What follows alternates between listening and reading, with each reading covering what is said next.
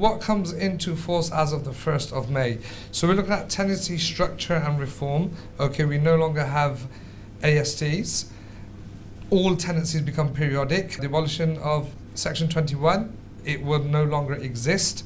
The revised possession framework, and that includes sale of property, landlord and family occupation, strengthened rent arrears, antisocial behaviour. Again, summarising rent regulations, you could only increase your rental once per year, which to be fair, most, I would say landlords probably do that, but there's probably a couple of landlords out there that may do it every 6 months, and they were entitled to do so until this piece of legislation. We're looking at a minimum 2 months notice period for Section 13 notice now, and there's definitely tribunal challenges that the tenants can refer to if they feel the rent is above market value.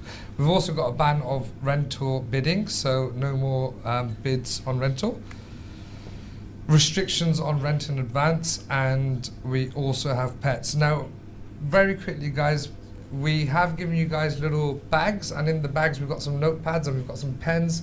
If you've got any questions, this is going to be the one to ask questions on, all right? And hopefully you will take away a lot from this talk.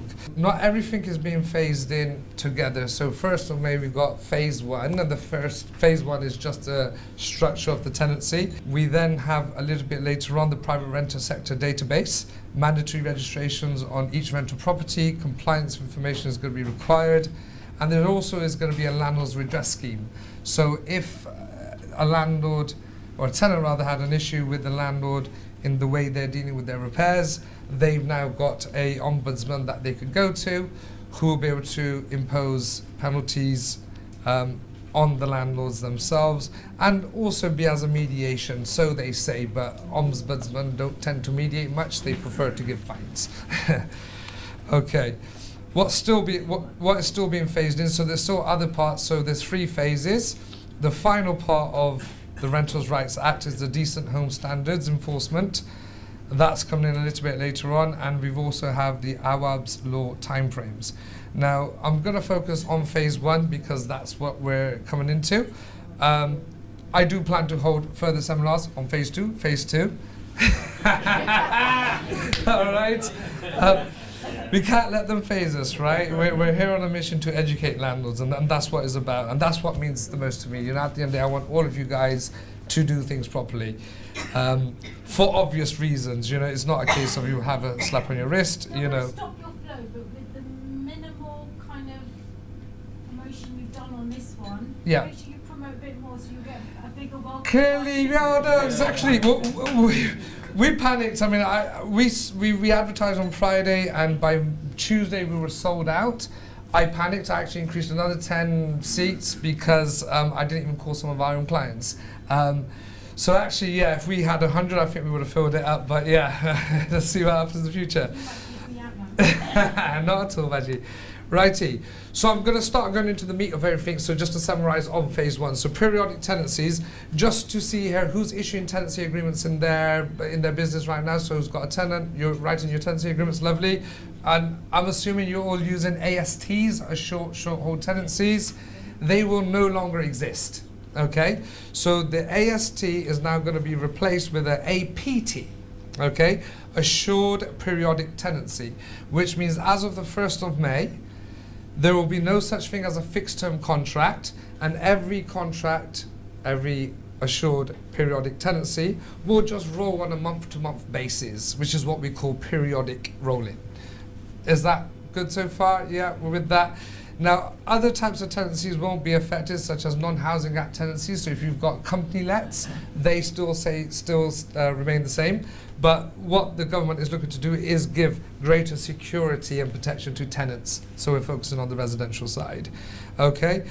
The notice period from the tenants. Now currently, how long do we get a notice period from the tenants? 1 month, fantastic. I should have bought some chocolates. Okay, so tenant currently gives you 1 month's notice to vacate the premises. They can now, upon moving in, give you 2 months notice. All right.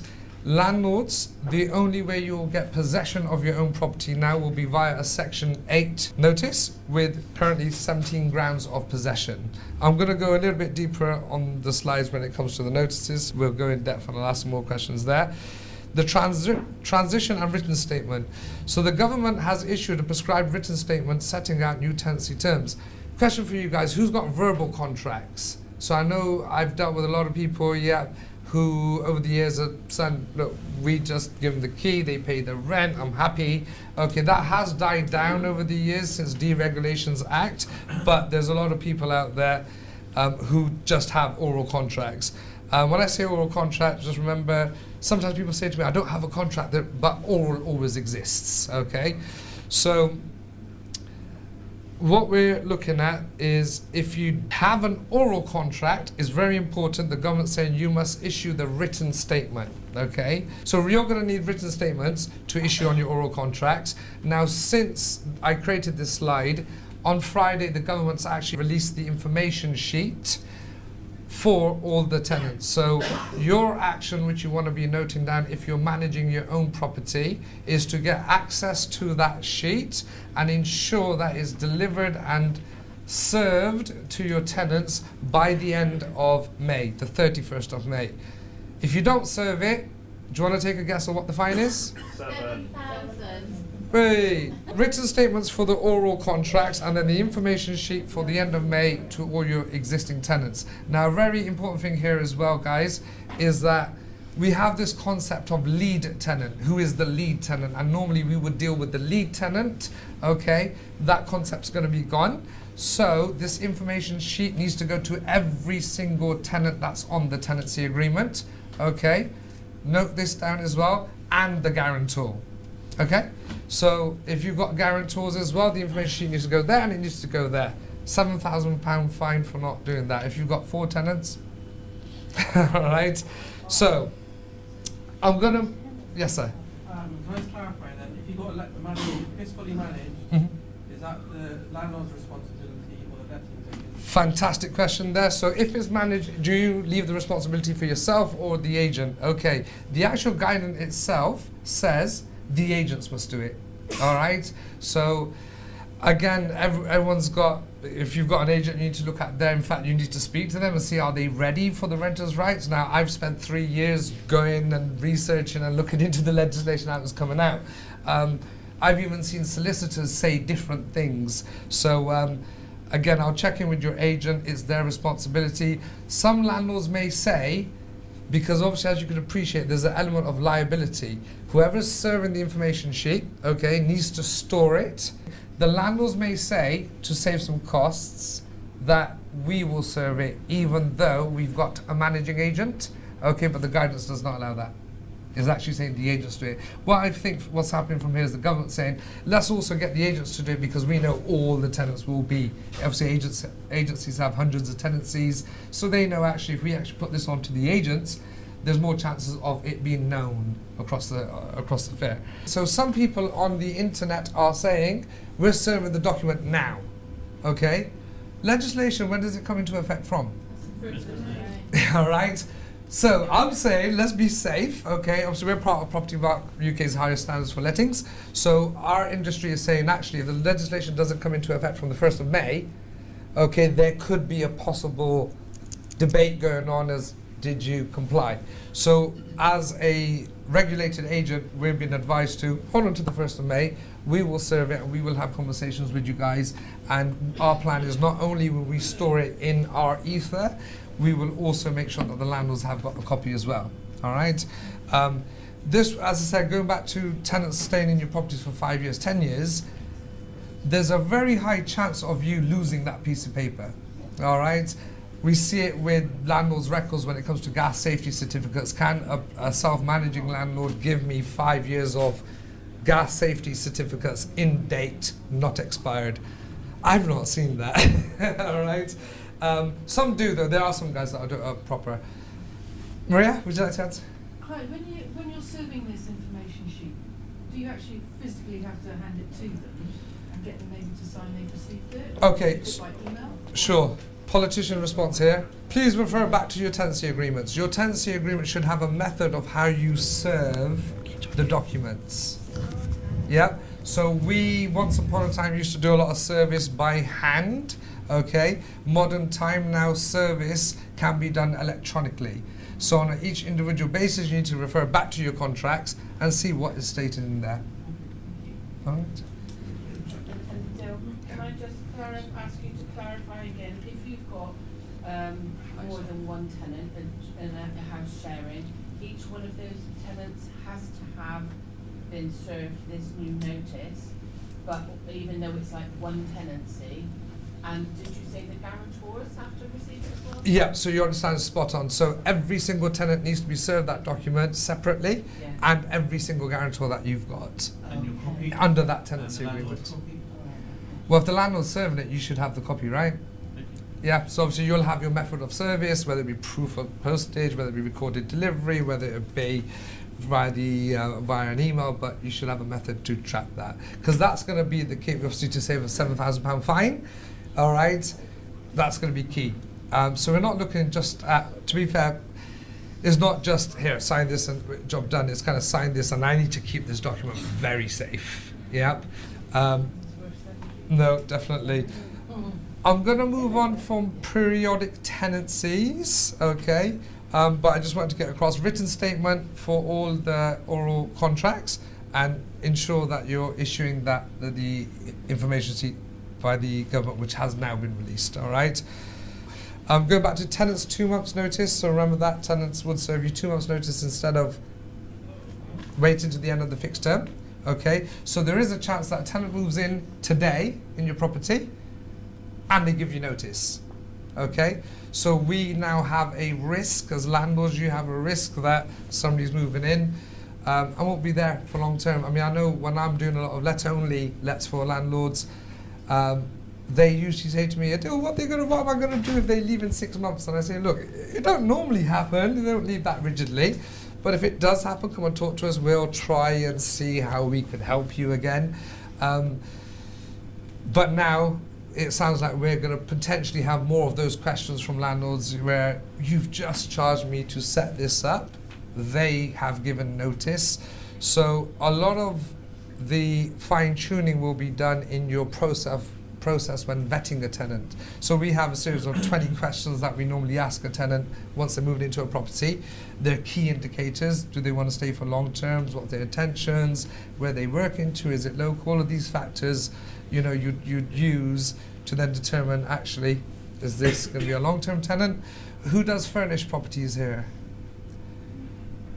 Yeah, okay, perfect. So, furnished properties, if you think about this, now Airbnb market, obviously there's people who do Airbnb, I just want short-term accommodation for a week, 2 weeks. Okay, now there is a risk, and we know a lot of landlords are now unfurnishing properties, because if you got a furnished 1-bed, 2-bed, actually, could it be potentially used as an Airbnb without the extra charges? Yeah? So it's food for thought whether, you know, somebody will be using your property just as a short-term thing to save out on the money that they would have been paying on a daily basis. Is that quite clear? Yeah, lovely. Fantastic. Next stage, student lettings. Who does student lettings there? Adam, just to go back to the last one, what was that bottom line? Landlords do not need to reissue agreements on the 1st of May. Yeah. Reissue what? Yeah, so just for clarity, if you've got a tenancy agreement in place, okay, then you don't need to reissue a written statement or even a new agreement. Right. There are some people out there that are saying, okay, do we need to do a new contract? Okay, but the legislation will there's a transitional period, so the old tenancy will transition into the new rules. But if you don't have a tenancy agreement, then that's definitely something you want to do. Okay, student letters, I've seen a couple of hands went up, so on that side, which is, okay, so this section here, as an industry, we feel this is going to be the most challenging element of lettings, because when we do student lets, typically we would market them well in advance, okay? We would agree that next year's tenants 6 months plus to the expiry of the current tenancy. What we're looking at on this side here is all ASTs will move to periodic, and that includes students, so there's no fixed term for 12 months or 10 months. Another key element here is under student lets, now the government has said, although you don't have the security of a 12-month period contract or a fixed term period contract, the government is saying that actually as a landlord, to keep that cycle going, okay, we will allow a landlord to issue notice for the next group. The interesting thing here is the tenant, from starters, they move in from the 1st of May. Let's just say it's a student property. Now, what we know as an industry is realistically tenants, when they move in under a student let, they've got their fees, their bursaries that they get, so they will most likely give notice themselves to vacate at the end. I mean, that's typically what happens with student lettings. The tenants give notice. Very rarely we've served a Section 21 or Form 6A notice on our student properties. They've already given us notice. We kind of know that they're going to be coming available. Okay, it's just that's how it's geared up. However, the issue that you now need to consider is potentially a tenant can move in, student let, and you're ready, and let's just say they're there, they move in around summertime, we'll say September is when we try to tie these guys up, and in December they decide that they wanted to leave, all right? They can give you notice, all right? The biggest complication here then, what we see all the time with these HMO properties, the student lets, is in December, are you likely to find another group of students? It's not going to happen, is it? Okay. Now, Usman touched on HMOs. Now, does anyone, you guys have been in the market for quite a long time, so would you agree that around 2022 was probably the peak of our rents? Yeah? Okay. So, effectively, that's when we got contacted by Sky News to do a talk, and it was about the fact what is happening in Bristol, you know, and we had parents coming into our offices crying because they didn't have accommodation for their children. What the university then done, they actually said to their students, you know what, go to Cardiff. Yeah, okay. So they started pushing that agenda there. So then the students started moving out, but again, we didn't have the supply. We know 4-bed properties were easily reaching 2,800 in the student calendar, okay? Now, effectively now what will happen is the rents have statistically gone down. Now, we think actually that's probably a correction, you know, because really 2,800, 2,900 for a 4-bedroom property that was used for a family, you know, and this is why there are elements of Acorn that I agree with, all right? Guys, it's crazy. For a family, and I've got 3 children, okay? Could you imagine now you've got a family with 3 children having to rent a 4-bedroom property at that price? So it was getting ridiculous. So actually it's kind of good, just from a moral perspective, that the rents have come down a little bit because, you know, the families can get their properties again. But there has been a correction, and I think it's a correction. You know, are we going to see rents go back up? Very interesting question here, because whenever new pieces of legislation comes in by government, okay, so I've been doing this for 20 years, okay, whenever they said we're going to bring in licensing and we're going to bring this in and we're going to ban the tenant fees, right? What's always happened as a result? Rent's gone up. Yeah. So when they brought in licensing, I mean, I was at the consultations, and I said to them, I said, guys, look, there are landlords, they're doing proper things here, you know, people who want to do who want to be good landlords, maybe they just need more of an education, but there are no, we're going to start off with BS5 and we're going to go antisocial, and that's the areas we're bring licensing in. And actually at that time it was George Ferguson with the red pants. He said, I can remember him saying, I have an ambition, it's a city-wide, my ambition is a city-wide blanket licensing. Yep. Now that was around 2012 when he said that. And actually when you fast forward it today, I was just talking about the rollout of Article 4. So how many more areas since BS5 have now become licensed? Quite a lot of them, isn't there? Yep. In fact, we can't even keep up with them, literally. So again, I do think that the rents will, when the legislation comes in, it will go up again. But in Bristol, it's been quite unique. We've had that boom, but the big boys are coming in now. They're building their 2,000 plus student rooms, professional rooms with a gym downstairs and a Starbucks. So, you know, us guys with the HMOs, we're kind of being a bit phased out. So when we're looking at student lets, what you need to just bear in mind is you can no longer have a fixed term period. There is the risk of your property coming empty in December, okay? And there's another element to it, which I think what will happen as well, because this happened in Scotland. Currently, we market the property 6-12 months before the new let.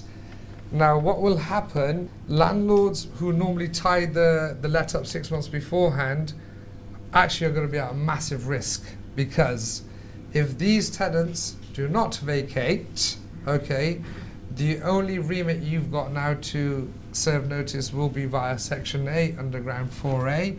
4 months notice on that side. I'm going to talk about it in a second.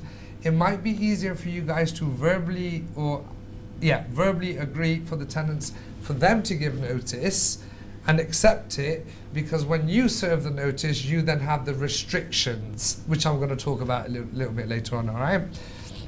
So, in regards to the student let side of things, another important element here is you can't just assume I got a student in a property, 2-bedroom flat, and it's a student let, okay? A student let property would have to be a HMO. So only a HMO property can be classed as a student let. A 2-bedroom flat, a 3-bedroom house, if there were students in there, they just get treated as per everyone else. All right, so it must be a HMO or a purpose-built student accommodation building. The building needs to be at least 15 units. So for some of you guys who maybe at that scale, 15 units would be the minimum, but then actually you could have, that could be a pure building just for student lets. Realistically, it's probably for the corporates, I would have thought, not for us typical sort of landlords. So impact here, academic year alignment is no longer going to be automatic. Tenancies may not end in June. And going back to what I said, I think it's going to happen as it happened in Scotland, is most landlords will then, this is what they've done in Scotland, they only open up the student window between June and September. So we were quite lucky to market earlier on. What will happen is between June and September, you'll have an influx of hundreds and hundreds and hundreds of student properties coming available, because we then know that they're empty, let's get them rented, and that'll be the window. So the student lets, I think, is the key one in the way we operate is going to change, and we're going to just monitor and see how we get on. You know, a lot of this stuff isn't phased in, it's all going to be going to see what's going to happen as of the 1st of May.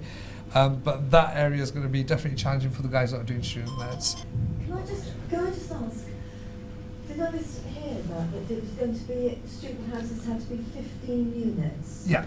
So my 6-bed student HMO that's still a HMO. So as long as it's a HMO and you have a HMO license, you can use that as a student let property. And the other query is, I know I'm not, my house is in Cornwall, but my letting agent down there is talking about contracts starting, I think they said, in June, so that I don't get that summer void.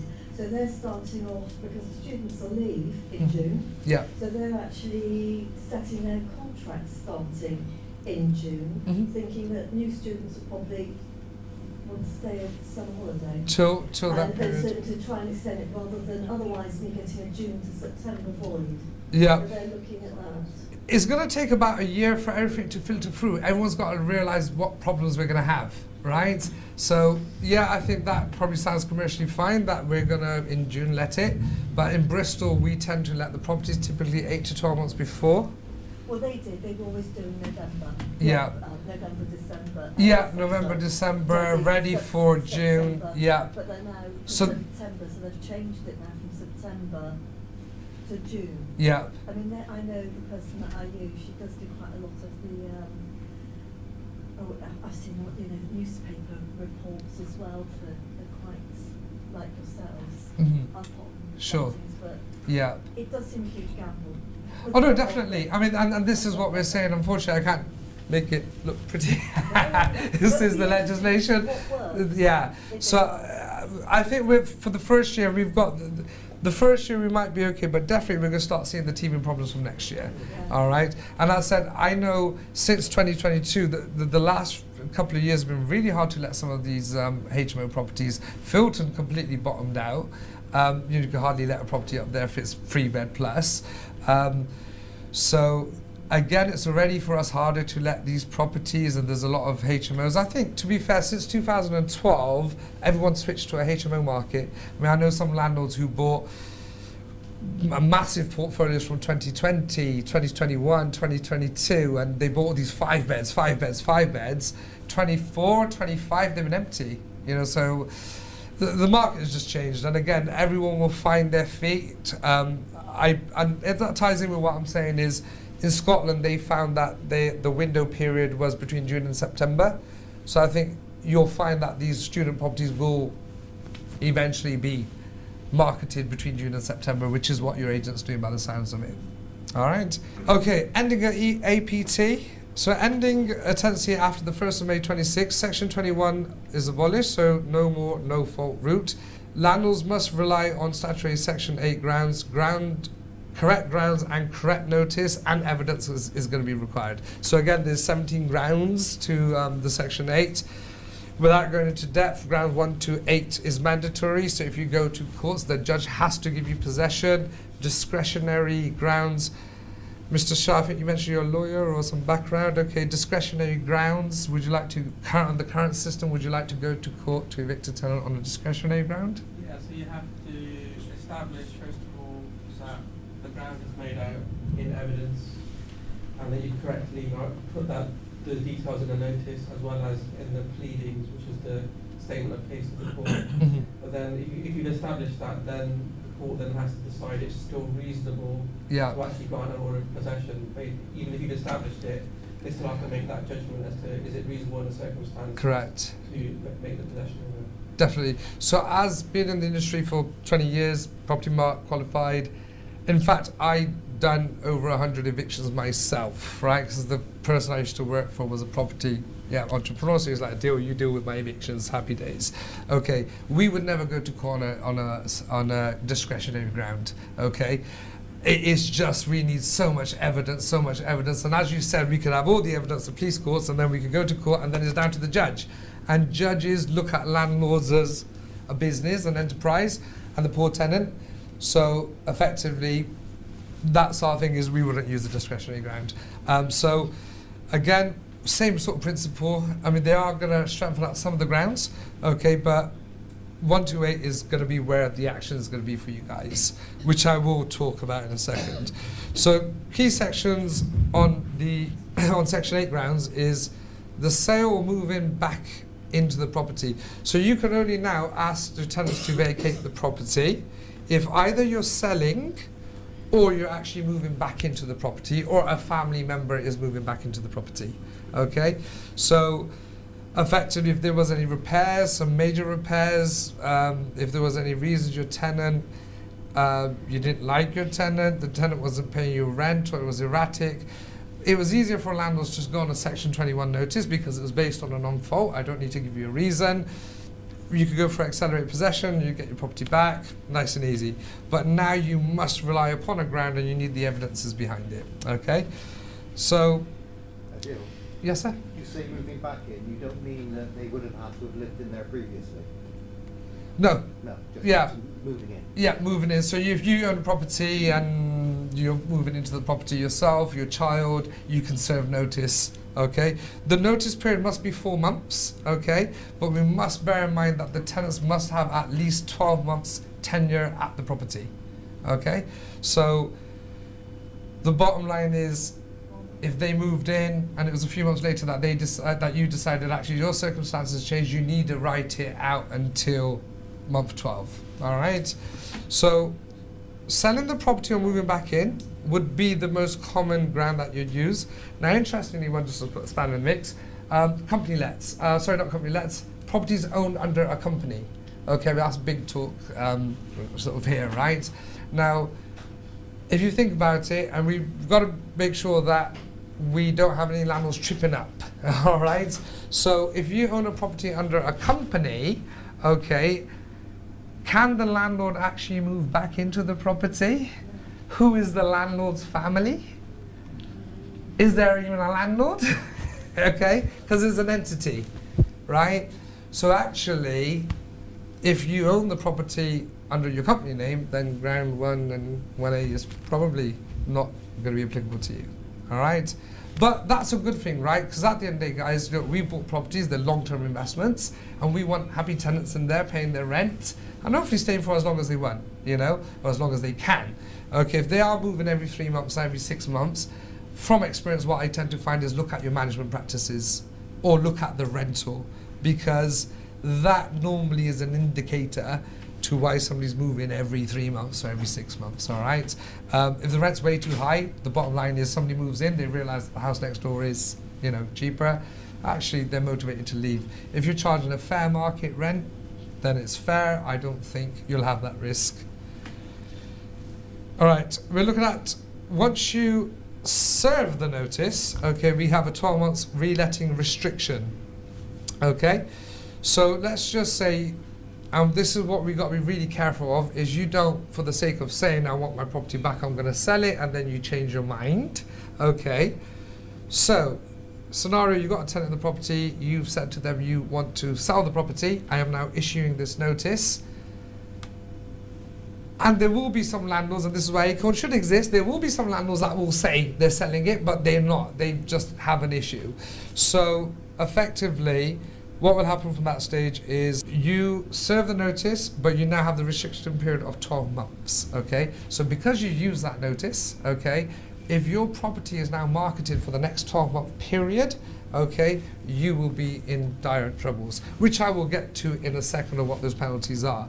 But that's the element that the government is trying to police, is, again, a landlord just saying, no, I'm moving back in, here's the notice. Because some people will try it, but there is that restriction there. So Is that on any situation, on any ground, or is that only on the ground of selling and moving back in? correct, because if it was rent arrears, Yeah. then you're going on rent arrears. So there's no, is when you're trying to dictate to somebody like, I want the property back. If a tenant didn't pay their rent, then you're going to be evicting them on the basis of rent arrears.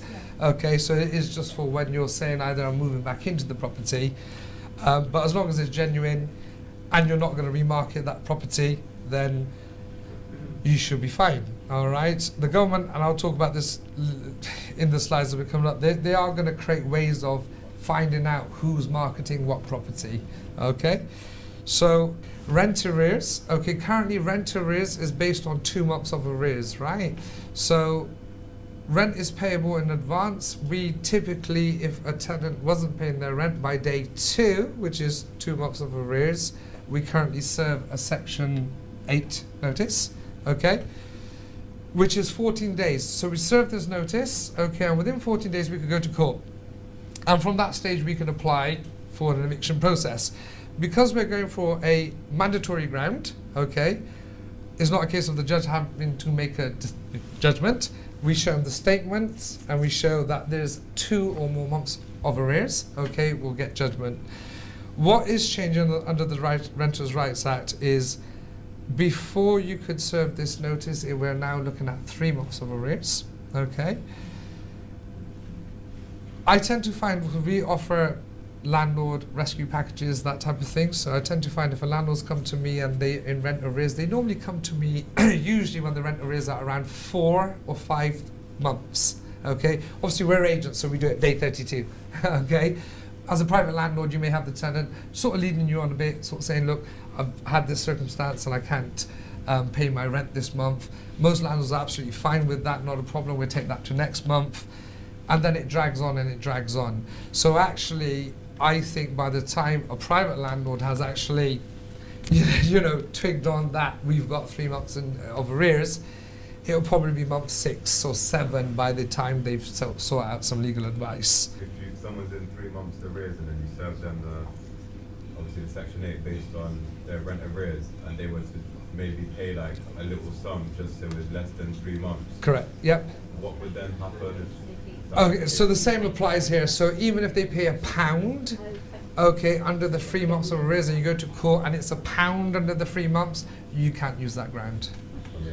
All right. Antisocial behaviour, obviously that's a ground, 7A, that would be a mandatory ground. So again, we've got to see how this pans out. It will be based on evidence, what you've got, but the government has said that actually, if there is antisocial behaviour, that should be a mandatory ground. Currently, that sits under discretionary grounds, so that is coming forward, and hopefully it will be easier if that is the case. Okay, we've then got strengthened provisions, so major refurbishment. So again, there's ground 6. If the under ground 6, a major refurbishment, you're going to carry out to the property, you could serve notice. I was looking into what do we class as a major refurbishment, or yeah, as refurbishment. They said if you've demolished the property and you're rebuilding it back up. Okay, so I was like, how about if I'm building an extension or doing something like that? There's that, no, you are physically taking walls down. Okay, you've demolished the property and you're building it back up. And let's be real, if now under the new rules, if there is repair issues, to be fair with you, you're going to know about it because the tenant's going to be, and the council will be getting money from you. All right, so yeah, I don't think you'll be using that ground. And I thought for a second, oh, there's light at the end of the tunnel, but not quite. Okay. Bill, could you use the sale and moving back in order to do those refurbishments if you had to? Could No. you- No? No. Even if you kept the house void for 12 months? That's the key there. So if you kept the property then off the market for 12 months, okay, then yes. Yeah, because we've got to face the facts, not all houses sell, right? Right now we're in a downturn of the market, you know, I mean, there's some great deals out there. It's not a good time for you to sell, maybe to buy, it probably is a good time, right? People are very scared of this coming in, and you'll see why. It's even I was scared. I mean, I thought for a second, don't want my clients to run away, for a second I thought, do I even want this business? Like, what's going on, right? But I thought I love it, right? You've got to have a challenge in life, right? So, and I spent 20 years doing it, so I can't change anything else, all right? So serious rent arrears, so going on this here, and a young man just mentioned, obviously, about the period. So mandatory grounds for rent arrears, so it has to be serious rent arrears. We're looking at ground 8, it has to be 3 months of arrears at the hearing, up from 2 months, okay? So £1 less, we've missed that boat, okay?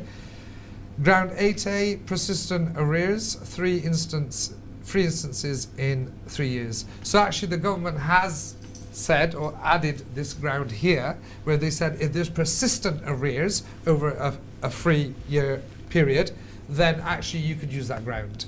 What do you class as persistent? Okay, that's a little bit unknown. I don't think chasing them 3 times in 1 month would be classed as a persistent, okay? They probably want to see a few months of arrears carried out each year. You're chasing, and once you've got that evidence, as opposed to 3 months of chasing, yeah? So we've got the mandatory grounds, we're then looking at discretionary grounds. Discretionary grounds, we've got 10 and 11, which is the same, okay? So we always include it with our notices if they were being served, because you've got the discretionary grounds, so you've got the mandatory grounds, and then we'll also, so when we're doing a rent arrears recovery, it's ground 8, 10 and 11. Okay, it will still be the same, ground 8, 10, 11. 10 and 11, again, are discretionary. We always just include that in. The difference here is the 3 months instead of the 2 months, okay? And the notice period is 4 weeks instead of 2 weeks. So we're looking at 3 months before you can serve the notice, okay? We serve the notice, which is a 1 month's notice before you can actually go and instruct the courts. Realistically, because I'm basing this on experience, okay, if it's month 4 before you could issue the notice, we're looking at around month 6 before you've kind of worked out what legal route you're going to go down, okay, unless you come from a legal background, all right?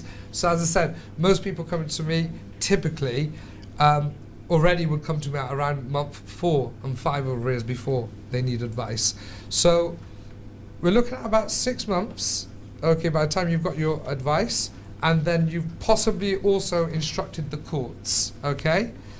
Now, realistically, we think as an industry at Property Mark that you're probably looking at around 10 to 12 months before you get possession of your property. Yeah? Now, Usman, he's there, okay, we done an eviction, the last accelerated possession, when did we start? September last year. September last year, okay? So we started accelerated possession with all the paperwork in place in September last year. We're still waiting for the bailiffs to arrive. Yeah? So Bristol, so I know Western, I mean the solicitors I work with, we cover Western and Bristol. It's just the amount of, it's their time frame, isn't it? We're chasing the courts. The paperwork's in. Now, what Acorn mentioned, action, and okay, was what's happening is because of the new legislation, a lot of landlords right now are issuing notices to their tenants under Section 21. Okay, so right now the courts have unprecedented levels of accelerated court possessions that need to go through. Okay, now that's the current system, and this is the easy system. So under Section 8, with the Renters' Rights Act, you know, the question we've got for a landlord, if they're managing their own property, or even if it's managed through an agent, is can you afford to have 12 months rental not coming in? I mean, they're going to lose the house because potentially the bank's taking it. Exactly. And we wouldn't be involved there. Once the banks come in, then it's kind of agents out of the way, landlords out of the way, the banks just take over and do their thing, right? But that is the severity now, is you do have the potential by you miscalculating the judgment choice of a tenant and doing the proper vetting procedures, maybe checking the references, that type of thing, you know, ultimately you may find yourself in this issue. What you've got to bear in mind is not all tenants are bad tenants, and actually people, professional people, are losing their jobs. So actually, you know, there is not a blanket thing that a housing benefit tenant is of a particular nature. You know, somebody right now, we've got AI taking over the world, you know, content writers are being dismissed, and, you know, jobs are being replaced. So actually there's a very good chance that somebody who's fully vetted right now could lose their job. You know, I mean, I think by 2030 they reckon most of the jobs are gone in the industry. So again, these are some serious things that you need to consider is, can I afford to, you know, have this, okay? One of the things we're saying to a lot of the landlords that we are going to be contacting everyone is, look, I don't think moving forward you could rent out a property without a rental guarantee type product, okay? So evictions cost thousands, okay? So you've got the cost of the evictions, you've got the cost of the solicitor, you've got 12 months rent not coming in, okay? Now actually we've teamed up with an insurance company, and in short, we are offering a rent guarantee product to our landlords, and I believe for £50 a month you've got your full rental covered. Yep. Not only is your rental covered in this instance, you also have legal cover. So actually the solicitor costs are covered as well. I don't think under the new world, okay, landlords should be renting their property without an insurance-based policy to back them up in an eventual situation. Okay, I've been flagged, I think we've got 15. Yeah, okay, lovely. So rent increases, okay, new rules. So rent increases as of the 1st of May.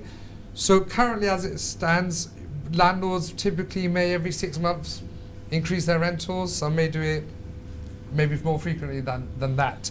Now, a lot of landlords don't. I mean, although we always have been issuing Section 13 notices to increase somebody's rent, but most landlords will just have a conversation with their tenant and say, look, would you mind increasing the rent? It's been a bit of time, and they've agreed that is absolutely fine.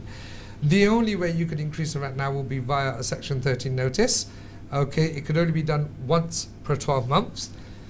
The tenant can challenge it at tribunal. So the moment you issue the rent increase, now currently as it stands, the tenants would not go to tribunal because there's a risk of them going to tribunal, of the tribunal saying, actually, you said the rent is £1,000 is too much, and we've checked the market rent is £1,200, so you should be paying £1,200. So currently, the tenants do have a risk of the rent going up.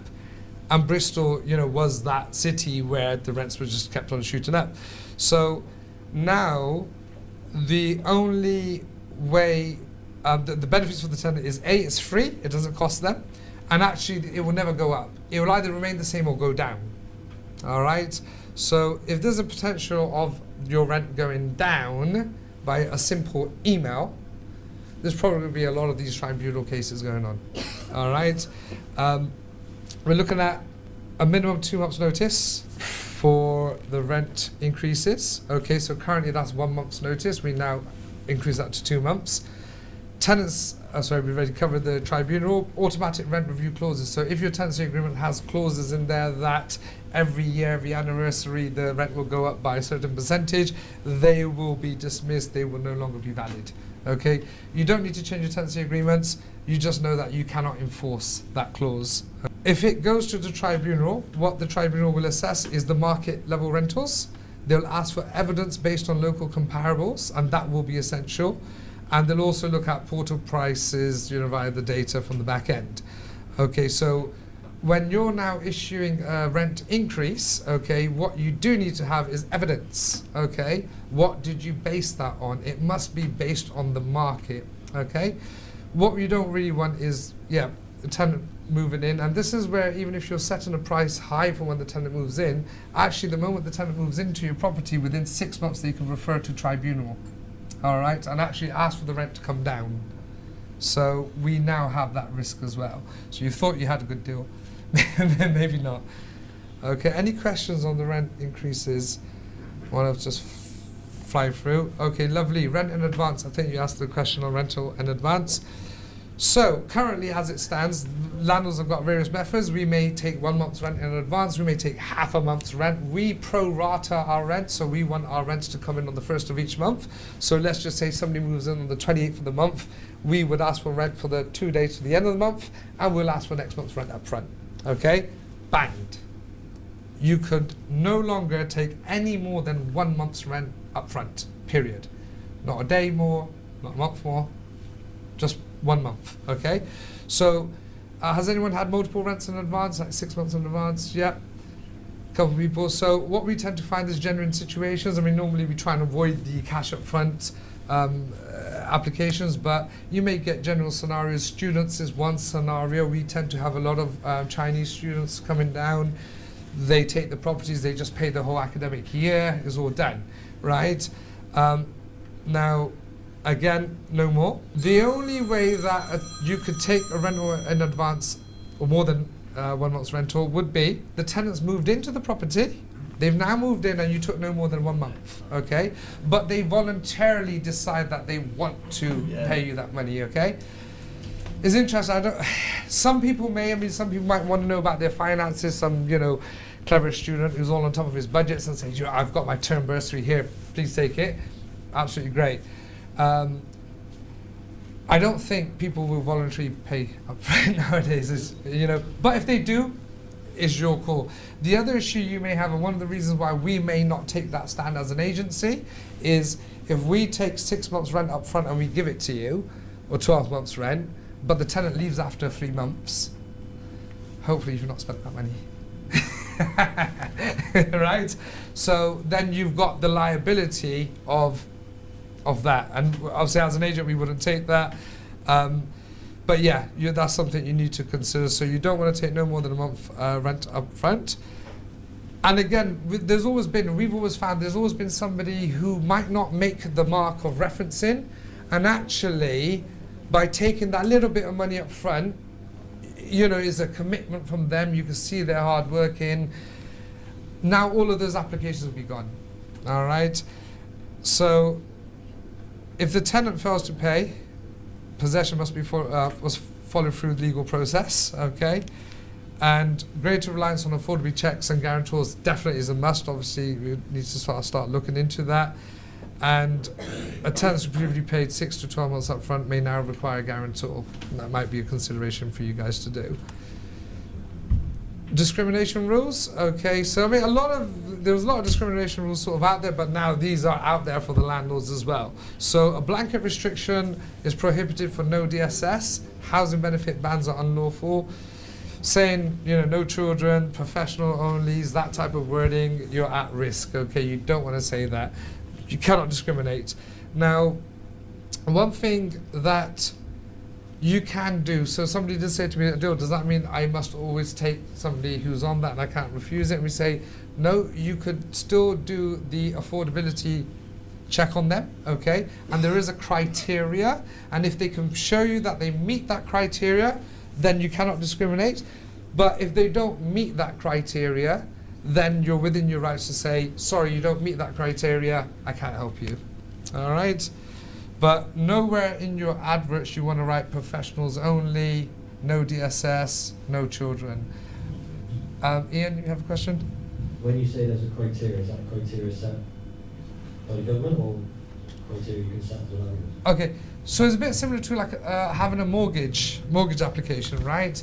They have a criteria that you need to be earning 5 times what they're going to lend you. So under rentals, we have the same method. Okay, so different matrices, but there's a method. One of them, most common one, is 30 times rental. So if the rental is £1,000, the tenants must be on £1,000. That's an affordability calculator check there. So if somebody comes to me and they're not on £30,000, then we're within our rights to say, sorry, you don't meet the criteria.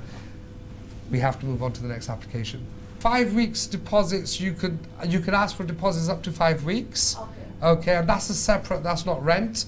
But just make sure you could ask for £1,000 deposit and also £1,000 rental. You're not breaching nothing because the deposit is deposit, the rental is rental. So as long as you make sure you don't ask for 2 months rent up front.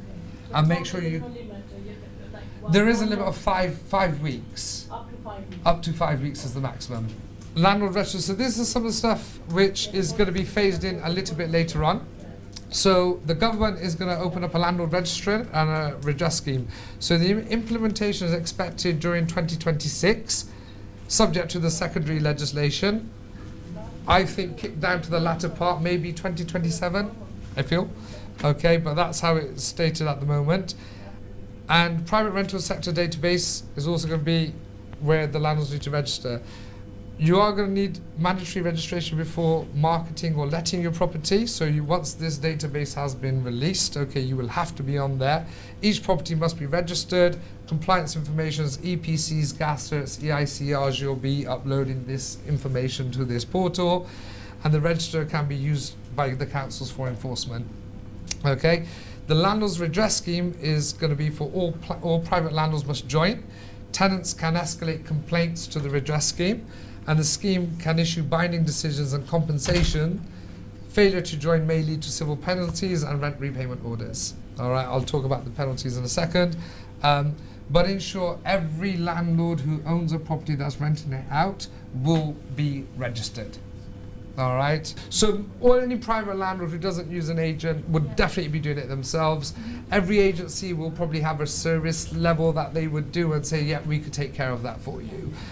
Naturally, we hold all your information and nice and easy. Again, something which is going to be phased in later on, the decent home standards, which is going to be extended to all private rented sectors. So social housing sector already, it applies to them already. But they're going to roll that out to private landlords. So it creates a legally enforceable minimum condition benchmark. The landlord's responsibility is going to be property must be free from serious hazards. Examples: damp, mold, structural risk. Must have safe heating, electrics and gas installations, and home must be warm and dry and fit for human habitation. That come off of the back of Awab's law. So this young child, very happy, was actually Awab himself. I think it was up in London, social housing property. The parents complained to the council and said, look, there's damp, nobody done anything. Unfortunately, the poor child died. Now, I have to be honest, the council seem to have their own standards, and they ask you landlords to have a different standard. Okay, so that was really bad, but they've said actually landlords need to also, if it's reported any mold issues or damp issues, landlords must deal with that in a specific time frame. I've not seen this situation in a private residential sort of property, but social housing, it's very rife. Enforcement risk, obviously you've got the local authority enforcement, you've got civil penalties, and tenants also taking legal action. Now, it's quite interesting because although this is part of the headline subjects, this piece of law, decent home standards, is probably not going to come into about 2035, okay? It's been kicked down the line. So, but one thing that we have got here right now is as of the 27th of December, the councils had more authority to now enter your property or even our agency and within 24 hours request the property file from you. Okay. Now, has anyone had a list issued from the council just to give a set of documents to them at all? Yeah, maybe if you've tried evicting a tenant and they ask you for a whole series of questions. Yeah, okay. Their list is very thorough, okay? It's based under the Housing Health and Safety Rating System, 29 points. But what they ask you to provide documents, okay, it's every single certificate that should be in place. They will ask you for your maintenance records and they expect to see a full-on file. Now, it's the 27th of December that this come into effect. The Bristol City Council have, and all councils have, employed more enforcement staff. Now, they could, in short, now go out and they've got a license to print money. They could go in and say, we've got an issue here, issue here, issue here. The benefit for the tenant to call them in is the rent repayment orders, but actually a lot of the civil fines are going to the council themselves.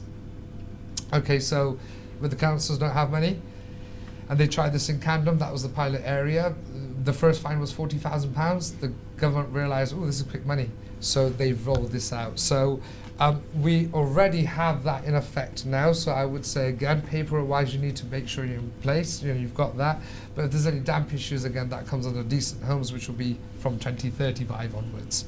All right. Moving on to this bit, I'm going to kind of be really quick. How many minutes we got? Oh, okay. Enforcement penalties. So we're looking at £7,000. Initial breaches. This is all from the government's guidance. Okay. So initial breach, anything minor. Anything minor that's repeated. Okay. I forgot to give the information sheet 3 times in a period of 5 years. That's repeated offence. So that's £7,000 fine to 21 up to £40,000 for the same offence. All right. Fines up to £40,000 for serious or repeat offence, as above. Council empowered to enforce without court proceedings, and the rent repayment orders have moved from 12 months to 24 months. Now again, if somebody was asked to pay 24 months rent back to them, do you think you'll still own your property? Is a landlord realistically in that position to do that? We think it's the potential is you may end up selling your property. All right, so non-compliance is no longer a minor risk, all right? Civil penalties, we're touching on this again, listed for letting on a unlawful AST. Now again, this fine is even if you make the mistake. Let's face it, there are some people who haven't got access to the internet, old school, may just still be thinking an AST is the way forward. That will cost them £7,000, all right? So they're the various fines that we've got up there.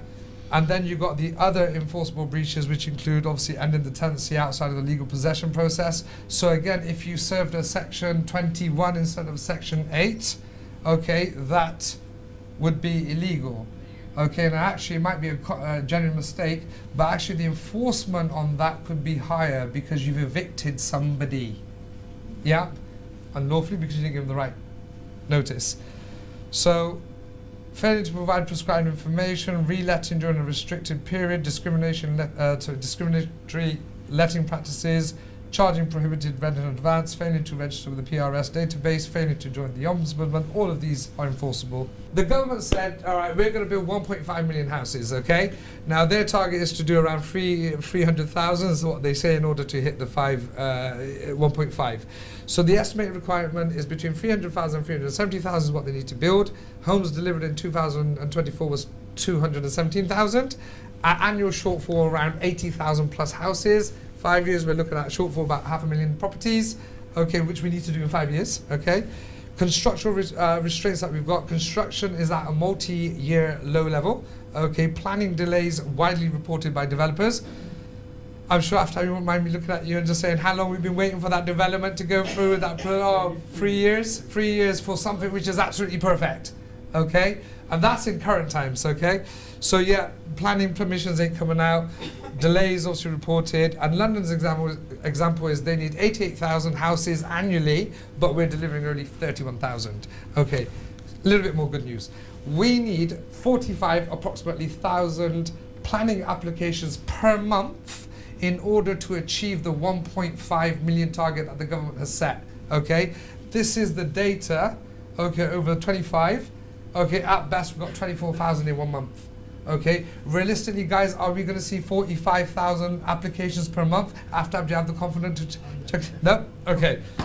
Okay, so they're not going to build it. Okay, we're going to see the next government come into power and we're going to see what they're going to say. Okay, so the UK simply doesn't have enough homes, and that itself continues to support a strong market. Okay, I would say the landlords that are doing things properly and are in it for the long run, they are the guys that are going to win. James Caan, one of my Dragon's Den, one of my mentors once upon a time, he said in his book, his father said to him, wherever the crowd goes, right, go the opposite direction. Okay, so right now landlords are exiting. Okay, and it is painful, and let's face it, if you are going to manage it all yourself, you may come across complications, but I'm sure a bit of planning, and you can hold tight, maybe bring in some professional help. I think around 2029, 2030 is we are banking in on a house boom. Yeah, I am, Hannah. Righty. So, just a couple of things. Okay, legislation from how it's standard. Property, they say, is passive. 1995, all we needed to do was do a gas safety certificate and not even give it to the tenant and give them the keys. Happy days, okay?